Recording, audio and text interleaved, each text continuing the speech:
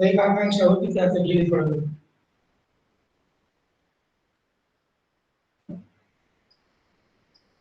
चला मुलांनो, आज आपल्याला शिकायचंय कॉन्झर्वेशन ऑफ मोमेंटम. काय शिकायचं आपल्याला? Conservation of momentum.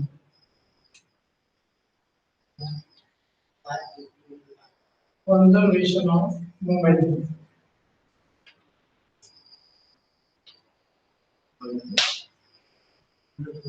कॉन्झर्वेशन म्हणजे काय, ह्या शब्दाचा अर्थ अगोदर तुम्हाला माहित असलं पाहिजे. कॉन्झर्वेशन या शब्दाचा अर्थ आहे समान किंवा जतन करणे असा त्याचा अर्थ आहे.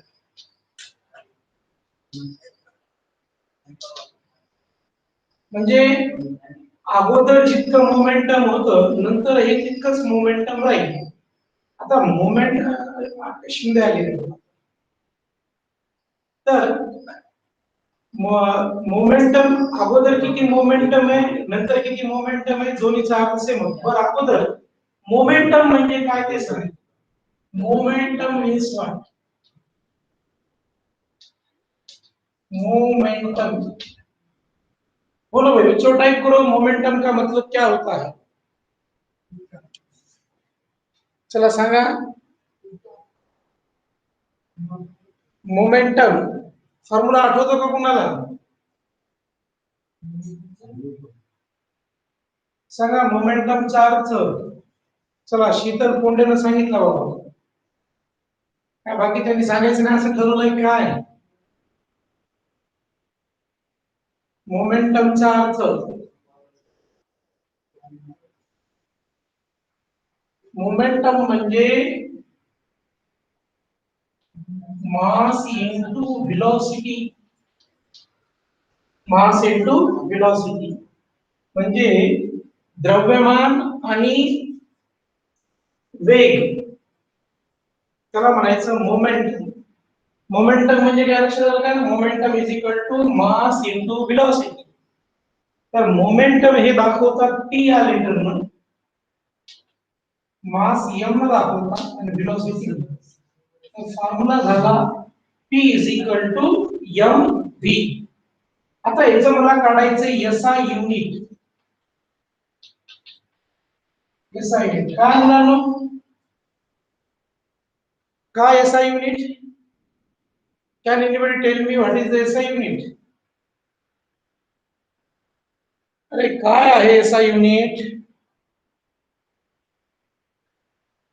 मास कशामध्ये मोजतो आपण? किलोग्राम मध्ये.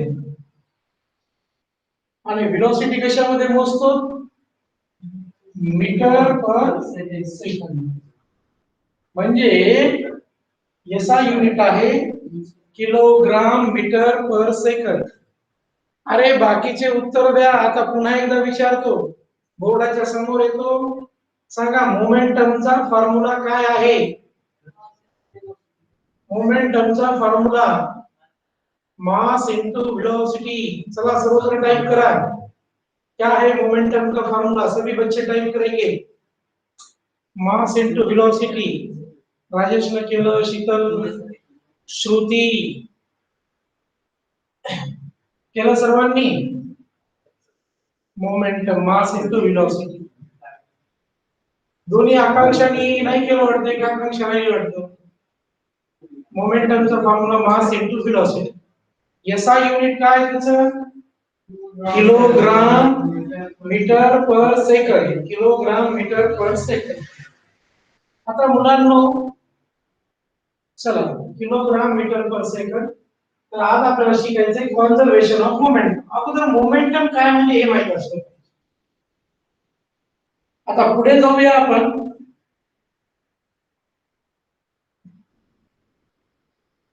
हे एक बॉडी घेतली,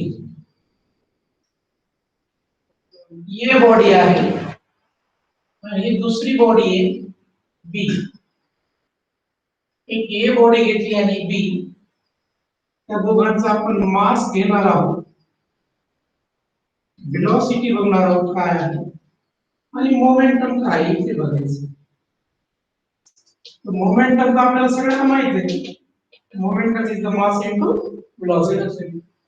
तर ही जी बॉडी ए आहे हिचा मास घेऊया m1.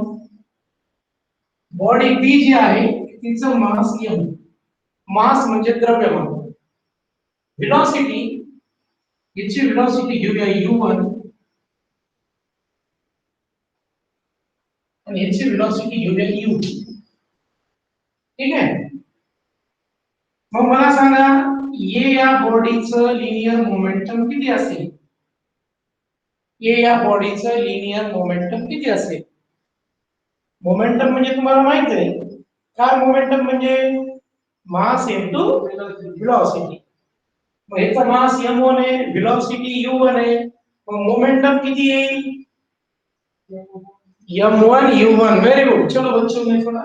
झाले चार्ज होता पुरो न्यूट्रल नकाराच काहीतरी चार्ज असलं पाहिजे माणसाला. म्हणजे हेच झालं m1 u1 हे झालं मोमेंटम. ह्या बॉडीचं मोमेंटम सांगा. सेकंड बॉडीचं momentum m2 u2 m2 right. आता जेव्हा मी इनिशियल मोमेंटम म्हणतो total initial momentum, total initial momentum, total initial momentum, total म्हणजे दोघांची बेरीज m1 u1 plus m2 u. पुन्हा एकदा छोटस रिकॅप देऊ. पहिली एक बॉडी घेतली तिचं मास m1, बी बॉडी घेतली तिचं मास m2, वेलोसिटी घेतली u1, दुसऱ्याची velocity u2, momentum m1 u1 आणि दुसऱ्याचं momentum u2 m2 u2. Initial काय म्हणलं थोड्या नंतर. आता दोघांची धडक झाली ए आणि बी, दोघांची झाली धडक. धडक होण्याला म्हणतात मोमेंटम. Sorry collision. कोलिजन होणे म्हणजे धडक होणे. मला सांगा तुमची एखाद्या सोबत धडक झाली तर तुमचं मास बदलेल का? तुम्ही घरातून पळत आले, तुमचा छोटा भाऊ समोरून पळत आला, तुमच्या दोघांची धडक झाली. धडक झाल्यावर असं कळालं तुम्ही 50 किलोचे होते झाले 20 किलोचे, भाऊ होता 10 किलोचा तो झाला 30 किलोचा. असं शक्य आहे का? मास बदलेल का? नाही. कुणाला वाटतं रे म्हणजे बाकीच्याला येस तर नाही ना. मास बदलणार नाही. धडक झाल्यावर जेवढं तेवढं होईल. खूप झालं चपट होईल, फुगल गिगल काहीतरी होईल, पण दुसरं काही होणार नाही. हे आकांक्ष शिंदे आहे काय लिहिलंय?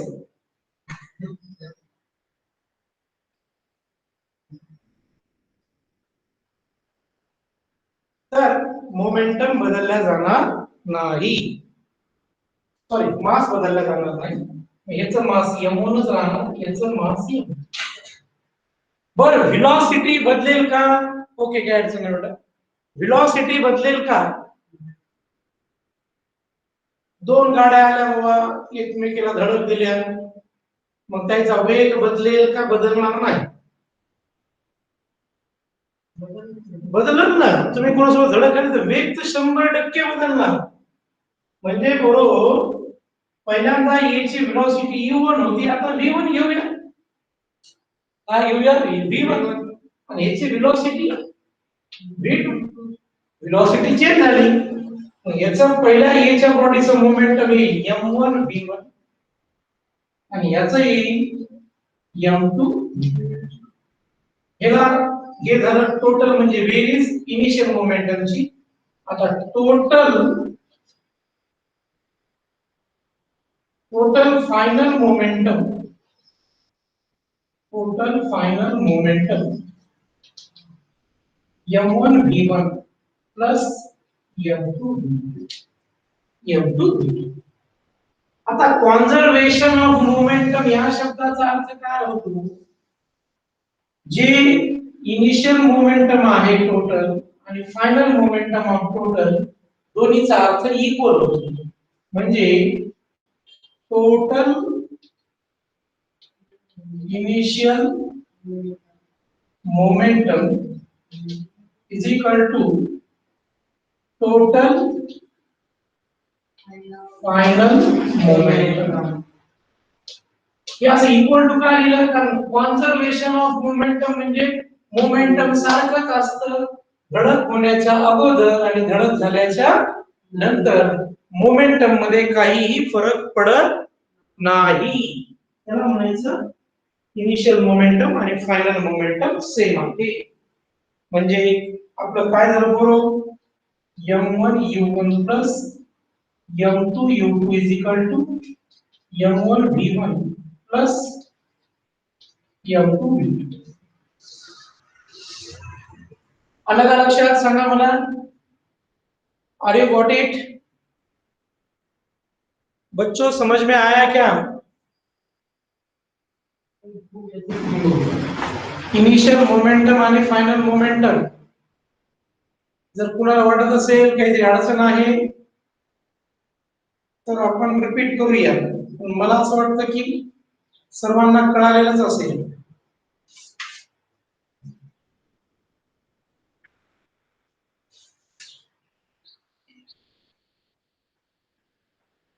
चला एक उदाहरण घेऊया. याचं उदाहरण झाल्यानंतर आणखी कन्सेप्ट क्लिअर होईल.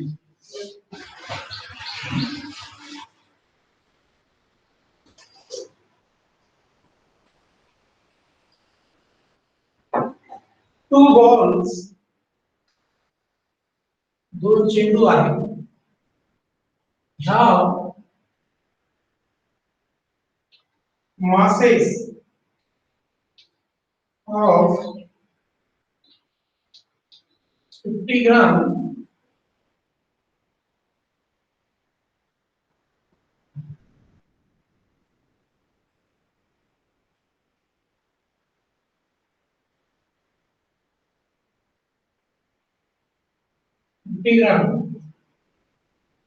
and 100 gram respectively.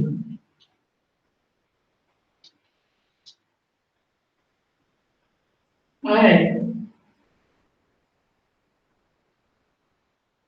they are moving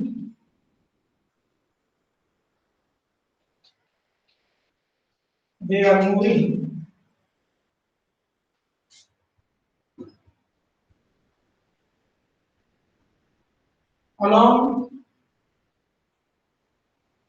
the same line.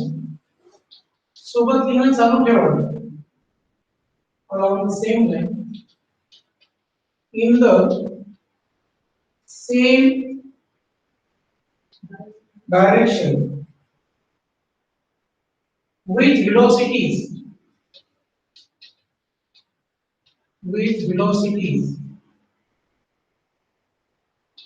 3 meter per second and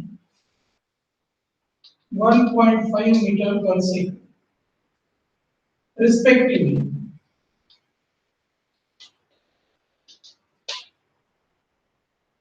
They collide with each other. Collide म्हणजे धडक झाली. They collide with each other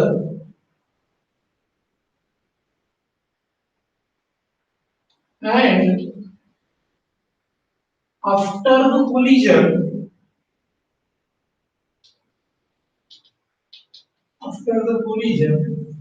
the first ball moves with a velocity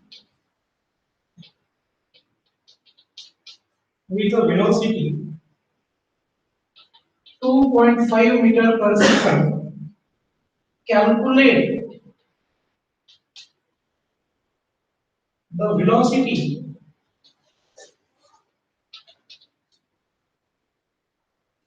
of other ball after collision. Problem is really very simple.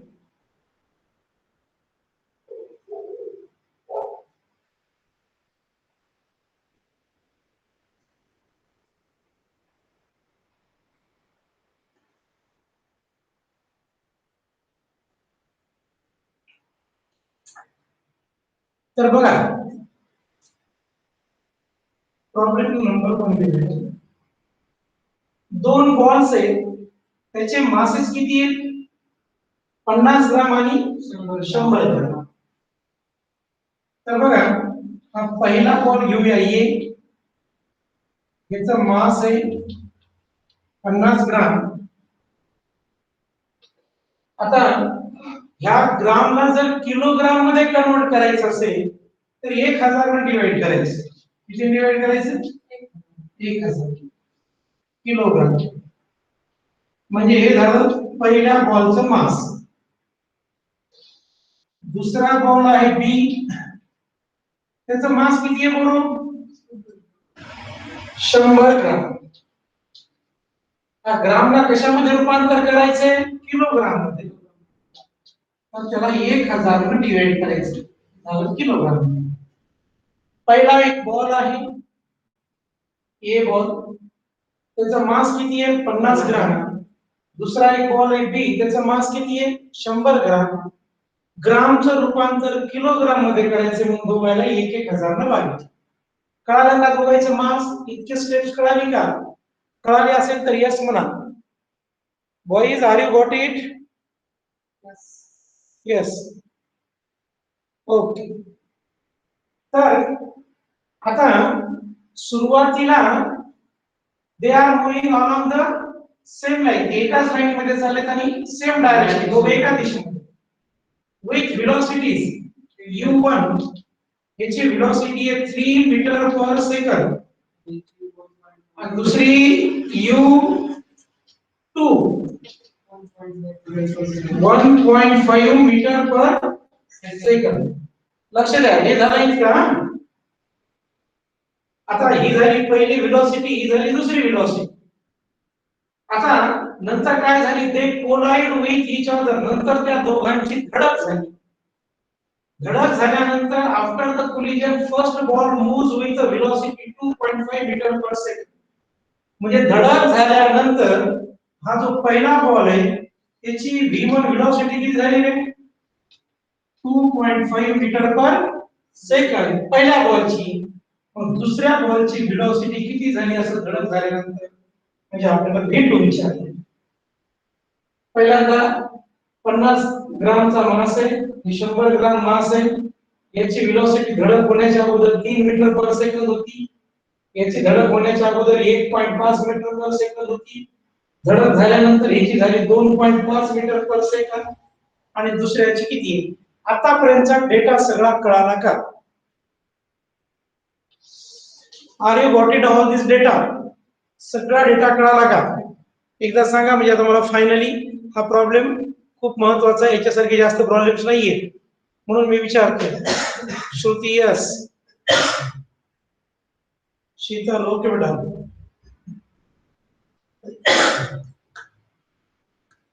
Akanksha Shinde okay, yes okay. आता बघा, मग आपल्याला माहिती आहे linear momentum is conserved. Momentum is conserved. Momentum is conserved म्हणजे काय? अगोदरचं momentum काय आहे? m1 u1 plus m2 u is equal to, नंतर घडा झालेला मोमेंटम काय आहे? m1 v1 plus m2 v2. आता ह्याच्यात सगळ्या किमती ठेवायच्या. m1 किती आहे? 50 भागिले 1000. चला एक एक झिरो पट करून टाकू, म्हणजे सोपं जाईल. 5 भागिले 100 हा पहिले. u1 किती आहे? 3 प्लस m2 किती आहे? एक एक शून्य कट करून टाकू. 10/100 मुद्दाम नाही कट केला दुसरा, कॅल्क्युलेशन सोपं जाईल. हे 1.5 इज इक्वल टू, पुन्हा m1 आहे मुलांनो. m1 किती आहे? 5 भागिले 100. v1 किती आहे? 2.5 प्लस m2 किती आहे? 10 भागिले 100. v2 काढायचं. फक्त ह्या सगळ्यामध्ये किमती टाकल्या. मग बघा 5 त्रिक 15, 15/100, 10 गुणिले 1.5 म्हणजे 15 आहे. ते कसं येतं तुम्ही तुमचे बघून घ्या. 100 त्याच्यानंतर जर कॅल्क्युलेशन केलं आपण 5 5 25 5 2 10 10 12 125 12.5 भागिले 100 बरोबर 10/100 फीट. सगळ्यामध्ये काय सारखं वाटायला पूर्व तुम्हाला सांगा. सगळ्यांमध्ये काय सेम आहे? सगळ्यांचा डिनॉमिनेटर सेम आहे. सगळ्यांचा छेद सारखा आहे. छेद लिहायचाच नाही बरोबर. बाकीचं जे ते लिहून टाका. 15 अधिक 15 12.5 गुणिले अधिक 10v2 15 15 किती 30 इकडे आल्यावर 12.5 मायनस करा 10v2. आता 30 मधून 12 गेले 12.5 गेले तर काय 30 मधून 12.5 गेल्यानंतर रे 17.5 येईल 17.5 बरोबर 10v2 10 गुणाकार निकालास भागाकार v2 बरोबर 17.5 भागिले इधर v2 is equal to 17.5 भागिले 10 एकच शून्य आहे तर एक अलीकडे घ्या 1.75 मीटर पर सेकंद. दुसऱ्या बॉलची इतकी वेलोसिटी देईल. कळालं का लेकरांनो? का पुन्हा एकदा सांगू? पुन्हा एकदा सांगायचं असेल तर यस म्हणा. पुन्हा एकदा सांगतो मी. हे सगळं मोडून सांगतो. फक्त प्रॉब्लेम मोठा आहे बाकी काही नाही. पुन्हा सांगायचं असेल तर यस म्हणा. नसेल सांगायचं तर नो म्हणा. काय करायचं सांगा. बोलो बच्चो. No no. सगळे कॅल्क्युलेशन फक्त ठेवायचे त्याच्यात बाकी काही विषय.